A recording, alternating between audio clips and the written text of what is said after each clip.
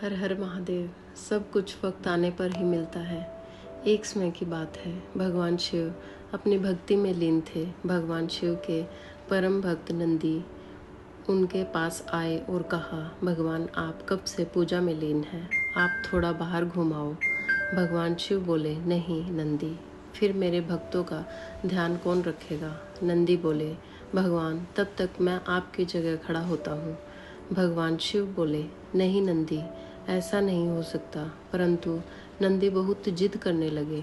तब भगवान शिव ने कहा, ठीक है नंदी, तुम मेरी जगह मेरा रूप लेकर खड़े हो जाओ, मगर मेरी एक शर्त है कि तुम मुंह से कुछ भी नहीं बोलोगे। जो भी होगा चुपचाप देखना। नंदी मान गए और बोले, प्रभु ऐसा ही होगा। नंदी सब कुछ देख रहे थे। मंदिर में भक्त आ जा रहे थे।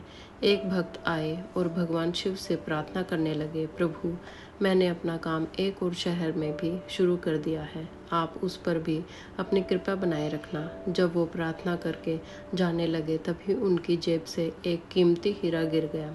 नंदी बोलने ही लगे थे, परंतु उनको भगवान शिव को दिया हुआ वचन याद आ गया और वो चुप रहे।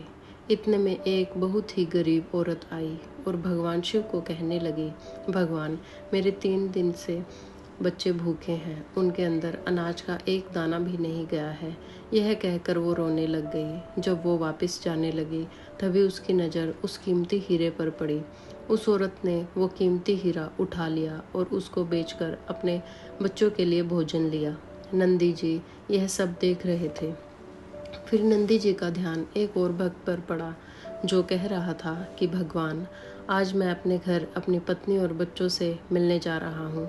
आज मैं बहुत खुश हूँ, आप अपनी कृपा बनाए रखना। इतने में वो भक्त पुलिस के साथ आ गया जिसका कीमती हीरा गिरा था। उसकी नज़र उस आदमी पर पड़ी जो अपनी पत्नी और बच्चों से मिलने जा रहा था। आदमी ने सोचा, यह बहुत खुश दिखाई दे रहा है, जरूर मेरा हीरा इसी ने के पास होगा। पुलिस को बोला, आप इसको गिरफ्तार कर लीजिए, मुझे यकीन है कि मेरा हीरा इसी के पास है। आदमी बोल रहा था कि हीरा मेरे पास नहीं है, मुझे जाने दो, आज मैंने अपनी पत्नी और बच्चों के पास जाना है। यह सब देखकर नंदी जी से चुप नहीं रहा गया और कहा, तुम्हारा हीरा इस आदमी ने नहीं चुराया बल्कि उस औरत के पास है। नंदी जी की बात का सबने यकीन कर लिया। पुलिस उस औरत को पकड़कर पुलिस स्टेशन ले गई। इतने में भगवान शिव भी आ गए। नंदी जी ने सब कुछ भगवान शिव को बताया। भगवान शिव बोले, जब मैंने कुछ भी बोलने को मना किया था तो तुम क्यों बोले। नंदी जी बोले, भगवान मैं गलत होते हुए कैसे देखता।